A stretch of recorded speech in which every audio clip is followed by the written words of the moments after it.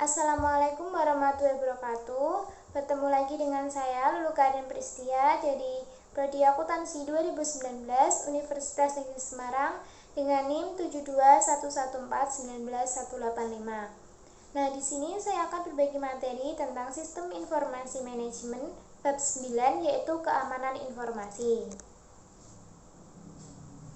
Nah, untuk pertama kali saya akan mengambil sumber dari buku M. Selot, J. Edgar Bishel 2008, Sistem Informasi Manajemen edisi 10, Jakarta, Salemba 4. Nah, ada keamanan informasi. Istilah keamanan informasi digunakan untuk mendeskripsikan perlindungan baik peralatan komputer dan non-komputer, fasilitas, data, dan informasi dari penyalahgunaan pihak-pihak yang tidak berwenang.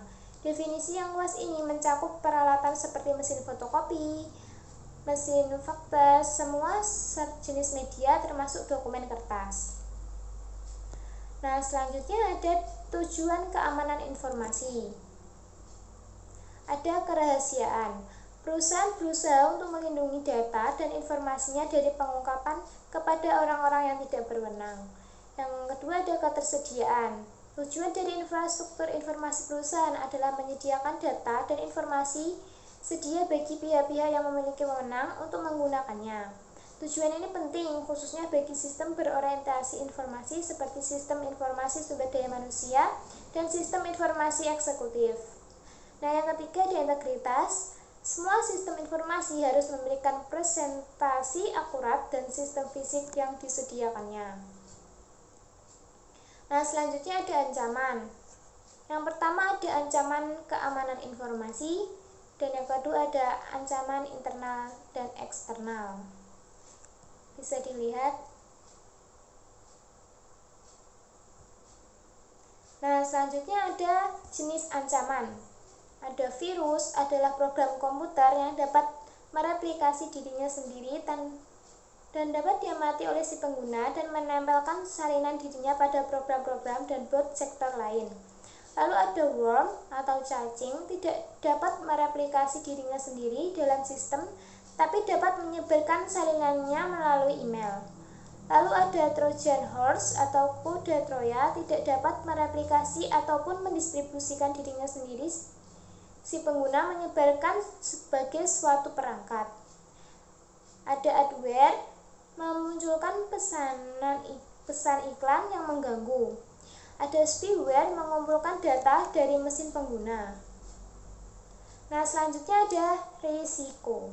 Yang pertama, risiko keamanan informasi atau information security risk. Yang kedua, pengungkapan informasi yang tidak terotorisasi dan pencurian. Yang ketiga ada pengguna yang tidak terotorisasi. Yang keempat, penghancuran yang tidak terotorisasi dan penolakan layanan. Yang kelima, modifikasi yang tidak terotorisasi.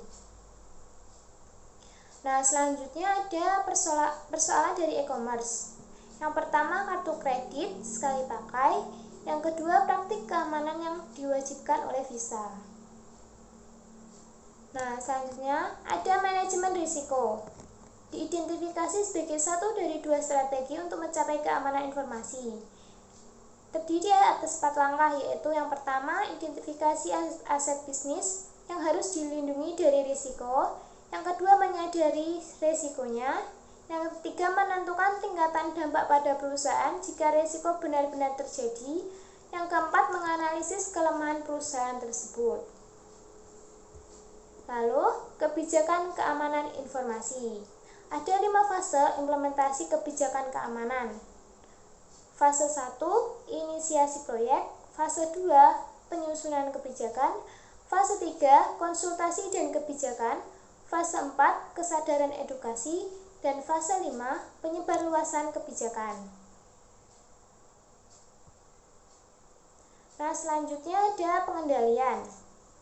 Pengendalian yang diterapkan baik melindungi perusahaan dari risiko untuk meminimalkan dampak risiko tersebut pada perusahaan jika risiko tersebut terjadi. Dibagi menjadi 3 kategori, yaitu teknis, formal, dan informal. Selanjutnya ada pengendalian teknis. Adalah pengendalian yang menjadi satu dalam sistem dan dibuat oleh para penyusun sistem selama masa siklus penyusunan sistem. A. Ada pengendalian akses. Dasar untuk keamanan melawan ancaman yang dilakukan oleh orang-orang yang diotorisasi adalah pengendalian akses. Dilakukan melalui proses 3 tahap, yaitu identifikasi pengguna, autentikasi pengguna, dan otorisasi pengguna. Yang B. Ada sistem deteksi gangguan. Logika dasar dari sistem deteksi gangguan adalah mengenali upaya pelanggaran keamanan sebelum memiliki kesempatan untuk melakukan perusakan. Contohnya adalah peranti lunak proteksi virus yang telah terbukti efektif melawan virus yang terkirim melalui email. Nah, selanjutnya ada firewall. Firewall berfungsi sebagai penyaring dan penghalang yang membatasi aliran data ke dan dari perusahaan tersebut ke internet. Jenis firewall ada 3, yaitu firewall tingkat penyaringan paket, yang kedua ada firewall tingkat sirkuit, dan yang ketiga ada firewall tingkat aplikasi. Yang D. Ada pengendalian kriptografis. Data dan informasi yang tersimpan dan ditransmisikan dapat dilindungi dari pengungkapan yang tidak terotorisasi kriptografis, yaitu penggunaan kode yang menggunakan proses-proses matematika. Yang E. Ada pengendalian fisik. Lalu yang F. Ada meletakkan pengendalian teknis pada tempatnya. Nah, selanjutnya ada juga pengendalian formal. Pengendalian formal mencakup menentukan cara berperilaku, dokumentasi prosedur, dan praktik yang diharapkan, dan pengawasan serta pencegahan perilaku yang ada dalam perilaku yang berbeda dari panduan yang berlaku. Nah, pengendalian ini bersifat formal karena manajemen menghabiskan banyak waktu untuk menyusunnya, mendokumentasikan dalam bentuk tulisan, dan diharapkan untuk berlaku dalam jangka panjang. Selanjutnya ada pengendalian informal, mencakup program-program pelatihan dan edukasi serta program pembangunan manajemen. Ditujukan untuk menjaga agar para karyawan perusahaan memahami serta mendukung program keamanan tersebut. Nah, selanjutnya ada dukungan pemerintah dan industri. Standar yang ditunjukkan untuk menjadi panduan bagi organisasi yang ingin mendapatkan keamanan informasi ada BSS 7799 milik Inggris, BSI IT Baseline Protection Manual, Jobit GASSP ISF. Selanjutnya, peraturan pemerintah. Ada dalam Undang-Undang Anti Terorisme, Kejahatan dan Keamanan Inggris ATCSA 2001 dan Undang-Undang Anti Terorisme, Kejahatan dan Keamanan Inggris ATCSA 2001. Selanjutnya ada sertifikasi profesional. Ada Asosiasi Audit Sistem dan Pengendalian. Ada Konsorsium Sertifikasi Keamanan Sistem Informasi Internasional dan Institut SANS. Nah, selanjutnya ada juga manajemen keberlangsungan bisnis. Ada rencana darurat, rencana cadangan yang terdiri dari redundasi, keberagaman, dan mobilitas. Lalu ada rencana catatan penting. Nah, sekian dari materi yang saya sampaikan. Mohon maaf apabila ada kesalahan. Wassalamualaikum warahmatullahi wabarakatuh.